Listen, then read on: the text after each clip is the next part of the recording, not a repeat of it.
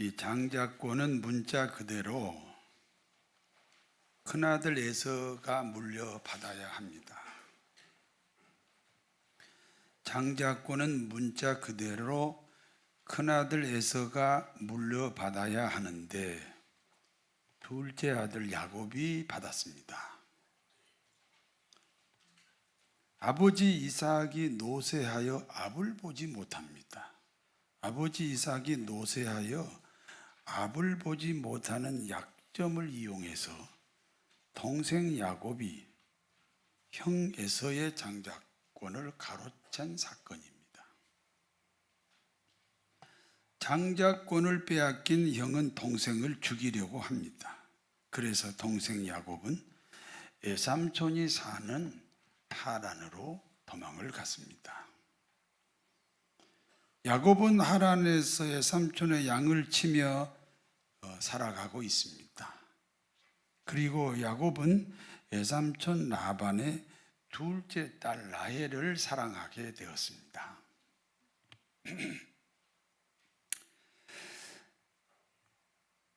야곱이 아버지와 형님을 속여 장자권을 받았습니다. 그러니까 자신이 아버지와 형님을 속였듯이 이제는 외삼촌 라반이 자기를 속이고 자기를 이용합니다. 외삼촌 라반은 자기 딸과 결혼하는 조건으로 야곱을 14년 동안 무료로 머슴살이를 시켰습니다. 누구를 속여서 부자가 되면 그 사람은 또 누구에겐가 속아서 빈털터리가 됩니다. 그러니까 인생은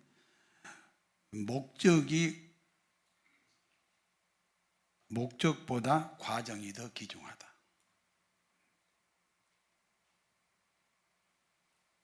성도 여러분, 아무리 좋은 목적일지라도 과정이 정당하지 않으면 거절하는 용기가 필요합니다.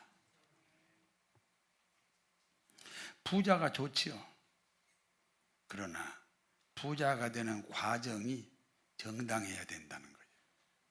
정치인이 좋지요. 시장도 좋고 도지사도 좋고 대통령도 좋은데 그 시장이 되고 도지사가 되고 대통령이 되는 과정이 더 귀중하다는 거죠. 야곱이 외삼촌 라반에서 지낸 세월이 14년입니다. 이제는 야곱과 외삼촌 라반 사이에 품삯을 정해야 됩니다. 야곱이 라반에게 제안합니다. 나는 외삼촌의 양을 키우는 사람입니다. 내가 외삼촌의 양을 키우는 동안에 검거나 얼룩진 양이 태어나면 그것을 나의 품삯이 되게 해달라. 이렇게 야곱이 외삼촌에게 제안을 합니다. 야곱이 이렇게 외삼촌에게 제안하는 데는 이유가 있습니다. 외삼촌을 믿을 수가 없기 때문입니다. 언제든지 마음이 변해서 약속을 지키지 않는 사람이 이 외삼촌 라반입니다. 그러나 검은 양이나 얼룩진 양은 아무리 비누로 닦아도 닦아지지 않잖아요. 그래서 외삼촌 라반이 약속을 바꿀 수가 없어요. 그러므로 야곱은 자기가 키우는 양 중에 검은 양이 태어나거나 얼룩얼룩한 양이 태어나면 그것을 자신의 품삯으로 해달라는 요구입니다.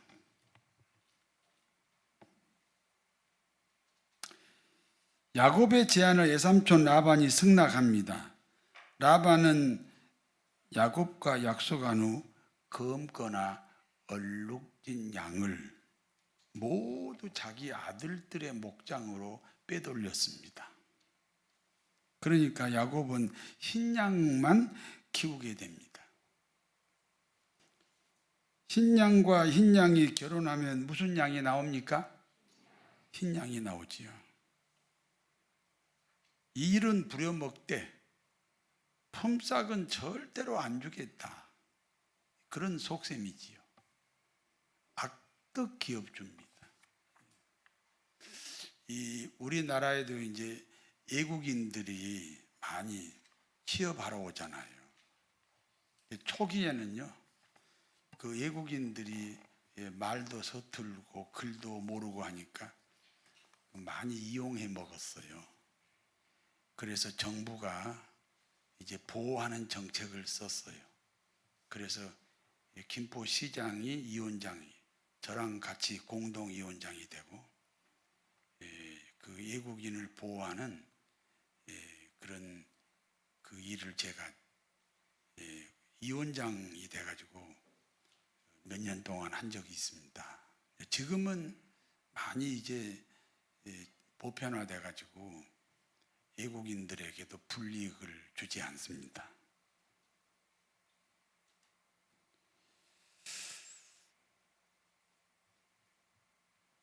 이런 악덕 기업주가 있어요. 어느 시대나 있어요. 그런데요, 야곱이 지금 흰양만 키우잖아요. 흰양과 흰양이 결혼하잖아요. 그런데 희한하게도 검은 양이나 얼룩얼룩한 양만 태어납니다. 여러분, 흰양과 흰양이 결혼해도요, 다른 색깔의 양이 태어나요. 제가 생물학자한테 물어봤다니까. 그럴 수 있대요. 하나님께서 야곱을 축복하신 거죠. 그래서 흰양과 흰양이 결혼해도 계속 그 야곱의 품삯이 될 수 있도록 검은 양 또는 얼룩얼룩한 양 새끼가 태어났다는 거죠. 그러므로 야곱은 6년 만에 큰 부자가 됐습니다. 얼마나 부자가 되었습니까? 외삼촌 라반보다 더 부자가 됐습니다. 부자끼리는 같이 살 수가 없어요. 여러분, 그 부자들끼리는 형제들도 서로 싸우잖아요. 그래서 동업을 하지 말라는 거예요. 동업을 하는 이유가 부자가 되려고 동업을 하는 거잖아요. 그런데 부자가 되면 그때부터 문제가 생기니까 처음부터 동업하지 마라. 이 야곱도 부자고 외삼촌 라반도 부자예요. 그러므로 함께 살 수가 없어요. 야곱은 이제 외삼촌 라반과 헤어져야 됩니다. 야곱은 거부가 되어서 고향으로 돌아옵니다. 금이환양입니다. 그런데 소식에 의하면 형님 에서가 야곱을 기다리고 있다는 것입니다. 20년 전에 헤어진 쌍둥이 동생을 환영하기 위해서 기다리는 것이 아닙니다. 20년 전에 빼앗긴 장자권 때문에 분하고 원통해서 기다리는 겁니다. 400명의 군대를 거느리고 기다립니다. 400명의 군대를 동원했다는 것은 반드시 야곱을 죽이겠다고 하는 형 에서의 의지입니다. 사실 형 에서는 동생 야곱이 고향으로 돌아오기만을 20년 동안 기다린 거예요.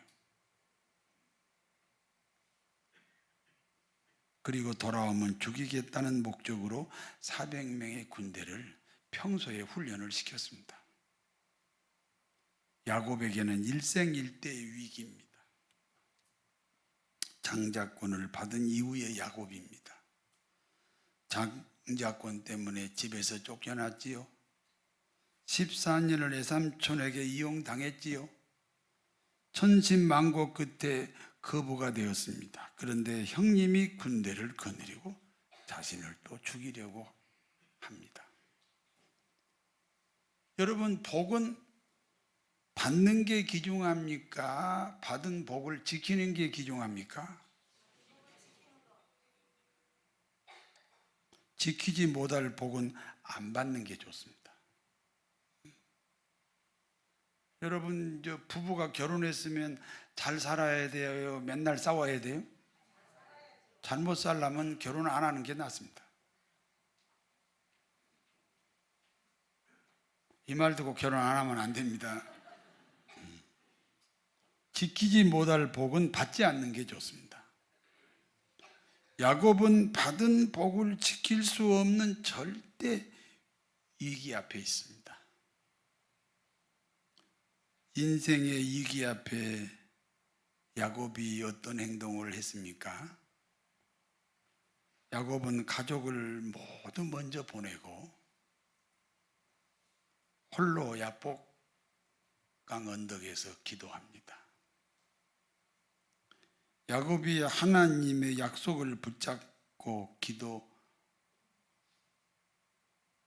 후에 자기를 죽이려고 하는 형 에서를 위해서 선물을 준비합니다.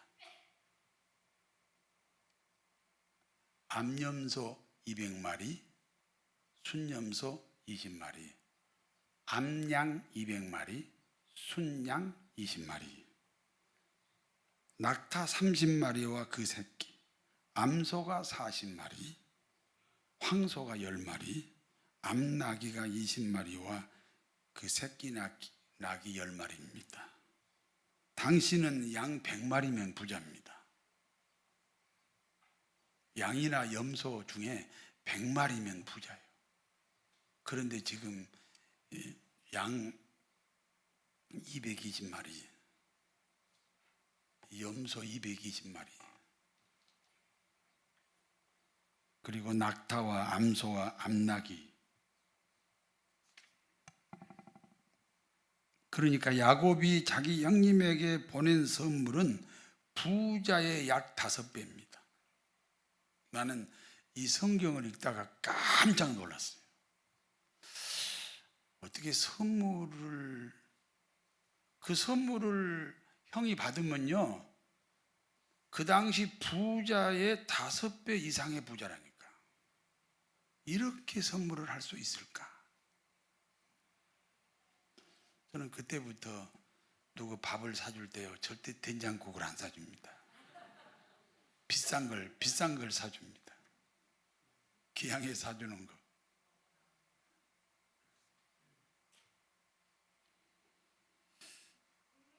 형님을 향한 야곱의 대단한 정성입니다. 여러분, 누구한테 선물하려면요, 상대방이 감동을 받도록 선물해야 돼. 그 선물 받아보면 상대방의 마음이 느껴지잖아요.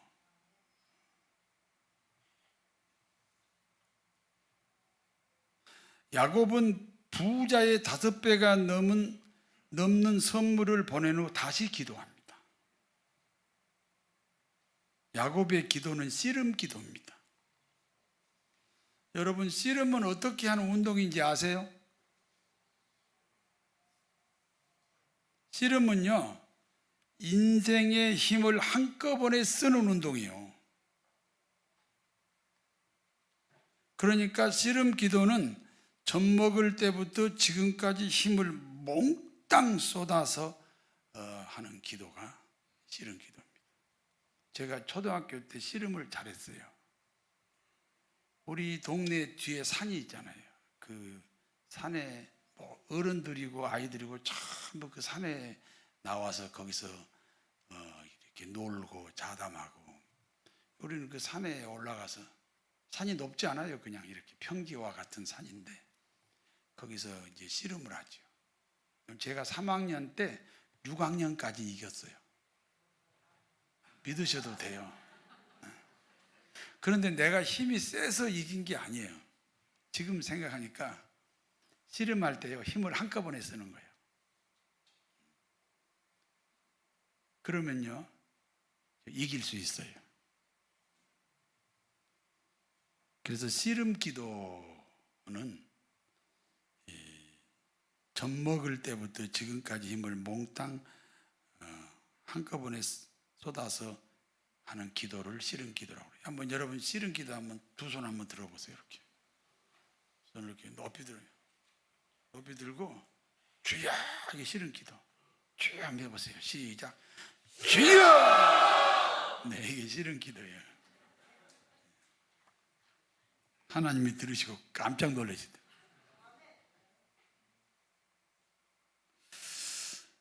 여러분 잘 생각해 보세요. 우리 기독교인들은 하나님에게 무엇을 달라고 기도할 자격이 있나요, 없나요? 왜 없어요? 이상하네. 그럼 기도하지 말아야죠.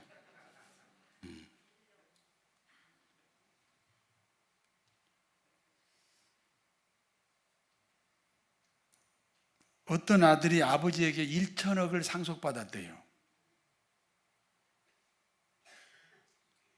아버지에게 1천억을 상속받은 아들이 투덜거려요.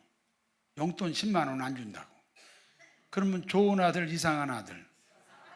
이상한 아들이죠.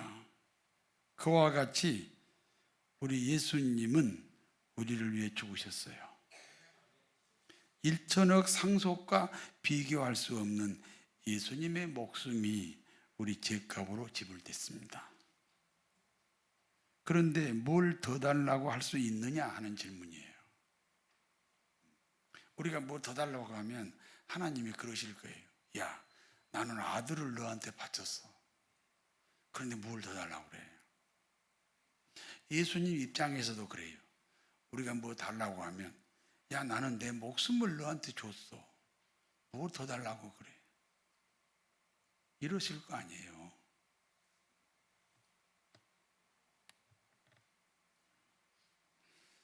절대 우리는 주님에게 뭐 달라고 할 염치가 없습니다. 그런데 우리는 현실적으로 주님에게 뭐 달라고 해야 됩니다. 우리가 뭐 필요한 게 많잖아요. 그래서 현실적으로는 뭘 달라고 기도를 해야 되죠.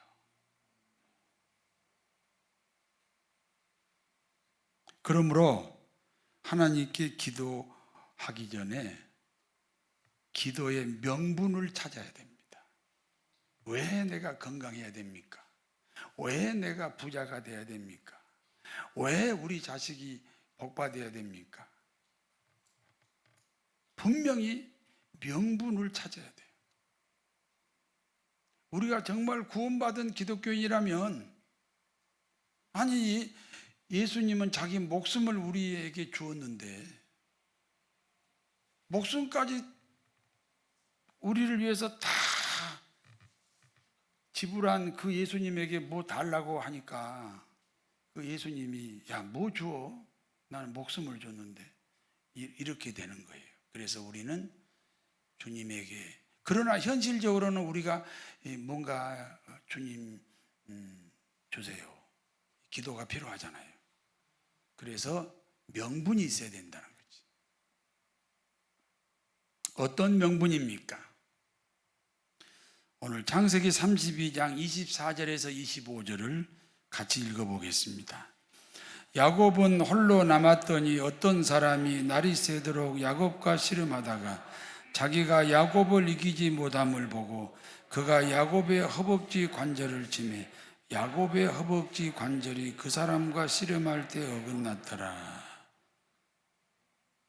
하나님과 씨름해서 하나님을 이겨야 됩니다. 하나님을 이겼으면요, 우리가 뭐 달라고 요구할 명분이 생기잖아요. 우리가 이겼으니까. 천하장사가 씨름해가지고 1등을 했어요. 1등을 했으니까 상금을 받을 명분이 생겼잖아요. 우리가 하나님과 씨름해서 이겨야 됩니다. 하나님을 이기는 방법이 뭡니까? 따라서 하세요. 부러지면 이깁니다. 다시 말씀드려요. 하나님은 부러진 사람을 이기지 못합니다. 여자분들한테 물어볼게요. 남편을 이기는 비결이 뭐예요?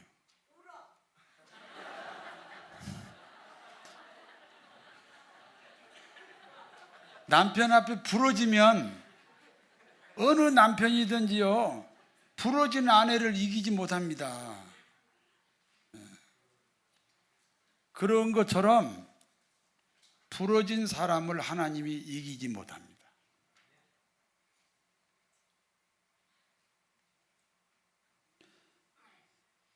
그 야곱이 이 허벅지 관절이 부러졌다 하잖아요. 그래서 하나님하고 씨름해서 이겼다니까요. 아니 어떻게 허벅지 관절이 부러지면 걸음도 잘 걸을 수 없는데 어떻게 하나님을 이겨요? 하나님이 절대 이기지 못하는 사람이 부러진 사람이라고. 가짜로 울면 안 되고 부러져야 된다니까.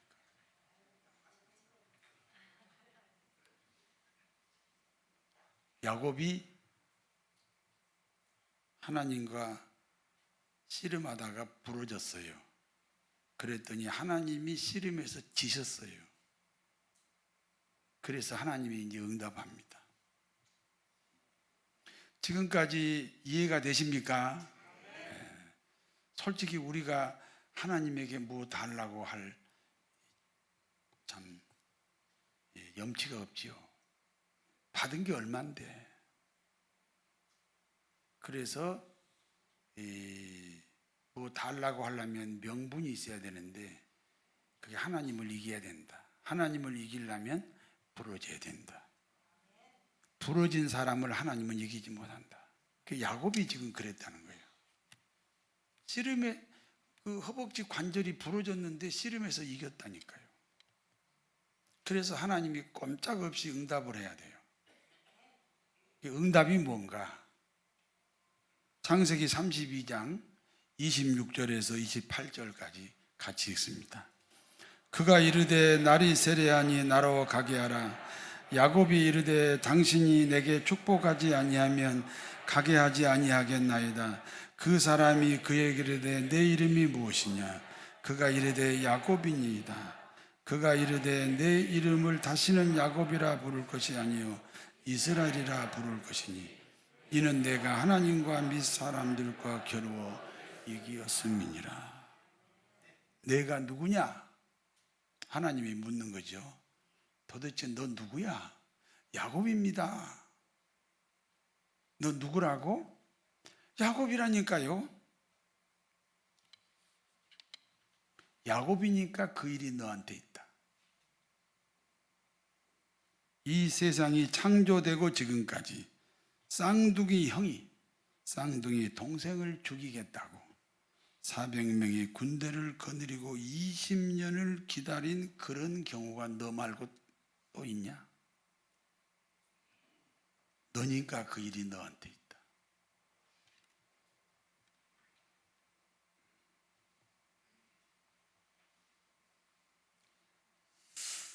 당신 남편이 다른 여자에게 장가 갔으면 다른 남자입니다. 그러니까 당신 남편에게 문제가 있다면 그것은 누구 책임입니까? 당신 아내가 다른 남자에게 시집 갔다면 다른 여자입니다. 그러니까 당신 아내가 문제가 있다면 그것은 누구 책임입니까? 당신 자식이 다른 부모를 만났으면 다른 자식입니다. 당신 부모가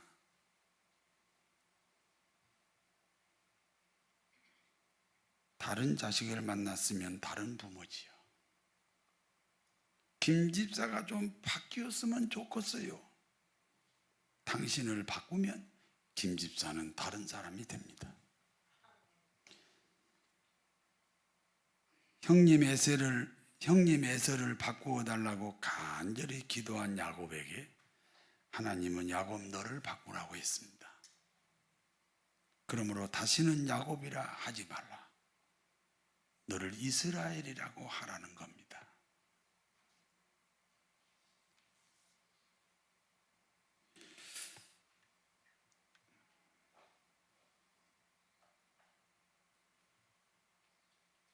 여러분, 남편은 아내에게, 아내는 남편에게 불만이 있으시지요? 그런데 당신 남편이 다른 여자와 결혼했으면 다른 남자예요. 당신 아내가 다른 남자에게 시집 갔으면 다른 여자예요. 그럼 누구 때문에 이렇게 됐어요? 나 때문에 그렇게 됐어요. 나를 바꿔야 돼요.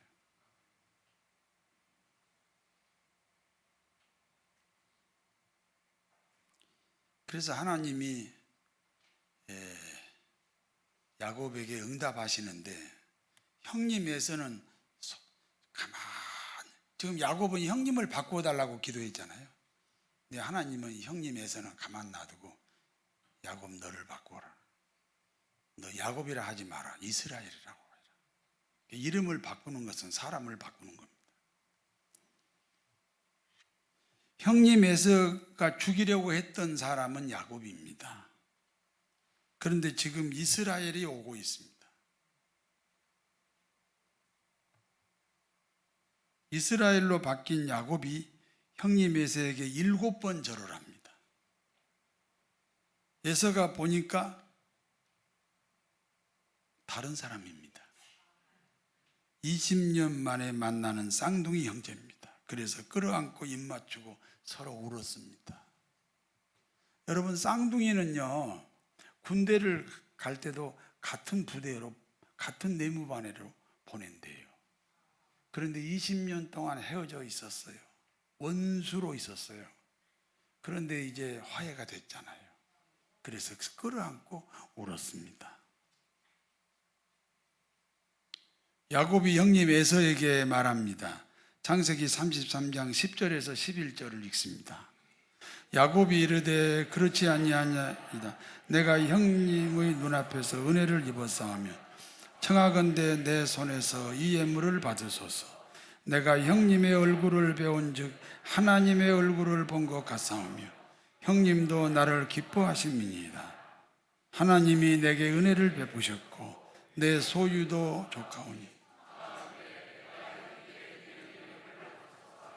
그에게 강권함에 받으니라. 내가 형님에게 은혜를 입었습니다. 형님의 얼굴을 배운 즉 하나님의 얼굴을 본 것 같습니다. 어머니 뱃속에서 동생 야곱은 형의 자리를 노리고 다투었습니다. 소년 시절에는 팥죽 한 그릇으로 형의 장자권을 노렸습니다. 청년이 되어서는 아버지와 형을 속이고 장자권을 도둑질했습니다. 그와 같은 형 에서를 경쟁자로 보았기 때문에 야곱은 형 에서를 어머니 뱃속에서부터 계속 경쟁자로 보았습니다. 이스라엘로 바뀐 후의 야곱입니다. 형을 만나 이렇게 고백합니다. 형님을 배우니 하나님의 얼굴을 본 것 같습니다. 경쟁자가 아닙니다. 누구처럼 보았어요? 하나님처럼 보았습니다. 야곱일 때는 형님이 경쟁자였습니다. 그러나 이스라엘이 되니 형님이 하나님처럼 보인다는 것입니다. 여러분은 누군가를 보실 때 경쟁자로 보십니까? 하나님처럼 보이십니까? 한번 봐봐요, 옆에 사람. 누구처럼 보입니까? 네, 하나님처럼 보여요. 하나님의 얼굴을 보는 거예요. 사람의 얼굴을 통해서 하나님의 얼굴을 보는 거예요.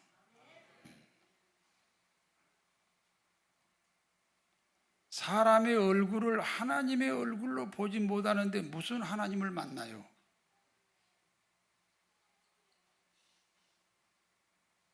다른 사람의 얼굴이 하나님의 얼굴이라는 사실입니다. 그러므로 야곱이 간청합니다. 제 선물을 받으십시오. 그러므로 에서가 야곱의 선물을 받았습니다. 드디어 형제간의 화해가 이루어졌습니다.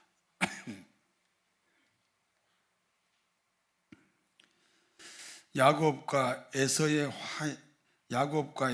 화해한 것처럼 우리 남쪽하고 북쪽이 이렇게 화해해야 될 줄로 믿습니다. 여기까지가 본문의 내용입니다. 이제 본문이 주는 교훈을 말씀드립니다.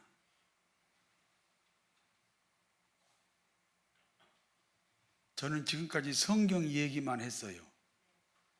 네, 어떤 교회는, 대부분의 교회는 자기 얘기를 하고 자기 얘기를 강조하기 위해서 성경을 들이대요. 저는 그냥 성경 자체를 풀어요. 그리고 거기서 교훈을 찾아요. 본문이 주는 교훈 첫 번째입니다. 장자권자 야곱은 초자연적으로 복을 받습니다.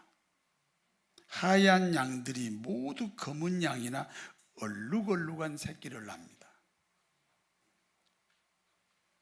하란에서 가장 부자인 에삼촌보다 더 부자가 됐습니다. 이유가 뭡니까? 장자권자이기 때문입니다. 장자권자에게 세 가지 복이 있습니다. 하나님과 통하고, 재물과 통하고, 사람과 통하는 복입니다. 장자권이란 무엇입니까? 따라서 하세요. 그리스도인이라는 신분과 그리스도인으로서의 직분이다. 내가 기독교인이라는 사실이 기중하고 내가 기독교인이기 때문에 받은 직분이 기중합니다. 우리를 장자권자 되게 하기 위해 예수님이 죽으셨습니다. 그러므로 장자권의 가치는 예수님의 가치와 동일합니다. 야곱은 그와 같은 장자권을 천륜보다 인륜보다 더 귀하게 여겼습니다. 그러므로 초자연적인 복을 받았습니다. 두 번째입니다. 야곱이 고향으로 돌아와야 하는 영적 교훈입니다. 고향에는 야곱을 죽이려고 기다리는 형님과 400명의 군대가 있습니다. 세상은 넓습니다. 그러므로 부자 야곱은 굳이 고향으로 가지 않아도 됩니다. 그런데 왜 목숨을 걸고 고향으로 돌아왔습니까? 야곱의 일생은 우리 그리스도인의 거울입니다. 야곱이 고향으로 가는 것은 언젠가 우리 그리스도인이 가야 하는 천국을 상징합니다. 우리가 사는 이 세상은 언젠가 호련히 떠나야 하는 하란과 같습니다. 우리가 천국 들어가지 못하도록 400명의 마귀 귀신들이 지키고 있습니다. 그렇기 때문에 하나님이 인간으로 오셨습니다. 그분이 예수 그리스도입니다. 그리고 우리 죄값으로 십자가에 죽으셨습니다. 그분 예수님을 우리가 만나야 합니다. 어떻게 하면 만납니까? 부러져야 만납니다. 그리고 거듭나야 됩니다. 여러분, 예수를 믿는다는 다른 말은요, 부러졌다는 거예요. 야곱에서 이스라엘로 다시 태어나는 것입니다. 그러기 위해서는 예수님을 영접해야 됩니다. 예수님을 영접하셨습니까? 평생에 행한 일 돌아보니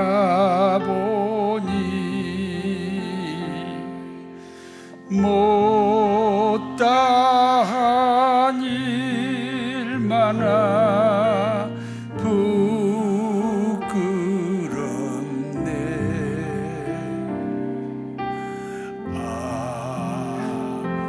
아버지 사랑이 날 용납하시고 생명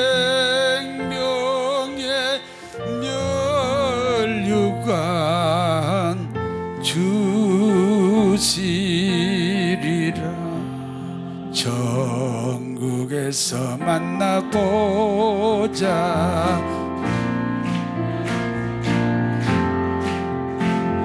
순례자여 예비하라. 늦어지지 않도록 만나보자. 저기 배는 저 천국 문에서 만나보자. 아침 문에서 만나자.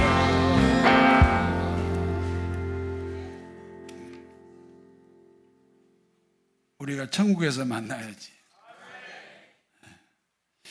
세 번째입니다. 응답의 비결입니다. 사람마다 형편과 처지가 다릅니다. 자신과 동일한 형편과 자신과 동일한 처지는 아무도 없습니다. 나니까 그 일이 나한테 있다. 너니까 그 일이 너한테 있다. 형편과 처지는 세상과 연결되어 있기 때문에 하나님은 형편과 처지는 바꾸지 않습니다.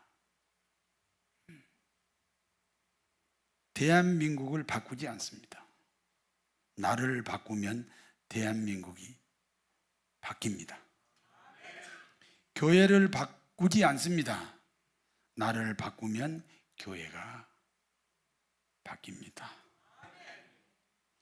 아무개를 바꾸지 않습니다. 나를 바꾸면 아무개가 바뀝니다. 그래서 하나님은 에서를 그대로 두고 야곱을 이스라엘로 바꾸었습니다. 그러기 위해서는 하나님을 이겨야 됩니다. 하나님을 이기는 유일한 비결이 부러지는 겁니다. 야곱은 부러진 후 하나님과 씨름하여 이겼습니다. 그러므로 하나님은 응답하셨습니다. 야곱을 죽이려던 형님 에서가 야곱의 보디가드가 되었습니다. 장자권자는 초자연적인 복을 받습니다. 예수님을 구주로 고백하면 하나님의 자녀가 됩니다. 하나님의 자녀를 장자권자라고 합니다. 야곱이 고향으로 돌아가듯이 우리 모든 그리스도인은 고향 천국으로 가야 됩니다. 천국에서 만납시다. 이 땅에서 헌신 봉사하여 천국에서 상급을 쌓읍시다. 우리가 이 땅에서 기독교인으로 사는 동안 보상을 받으려고 하지 마세요. 보상을 안 받아야 천국에서 받습니다. 응답의 비결은 부러져서 하나님을 이기는 겁니다. 오늘 우리 집사람이 잘 들었을 겁니다. 남편을 이기는 방법이 부러지는 거구나. 그래서 내가 그렇게 믿고 있습니다. 응답의 비결은 부러져야 하나님을 응답의 비결은 부러져서 하나님을 이기셔야 됩니다. 그러면 하나님은 나를 바꾸어 주십니다. 내가 바뀌면 세상이 바뀝니다. 초자연적인 복, 천국 고향으로 가는 복, 하나님 앞에 부러진 인생이 되시기를 진심으로 축원합니다. 전능하신 하나님, 우리가 사는 세상은 흰 양만 키우면서 검은 양이 태어나야 수입이 되는 시대입니다. 걸어가신 아버지 하나님, 이 땅에서 만남이 천국 만남으로 이어지게 하옵소서. 사랑하는 교우 중에 천국 못 가는 사람이 없도록 믿음 위에 믿음을 주시옵소서. 부러지게 하옵소서. 하나님의 통치가 있게 하옵소서. 그리하여 날마다 나를 바꾸게 하옵소서. 그리하여 날마다 새로운 일들이 일어나게 하옵소서. 예수님의 이름으로 기도하옵나이다.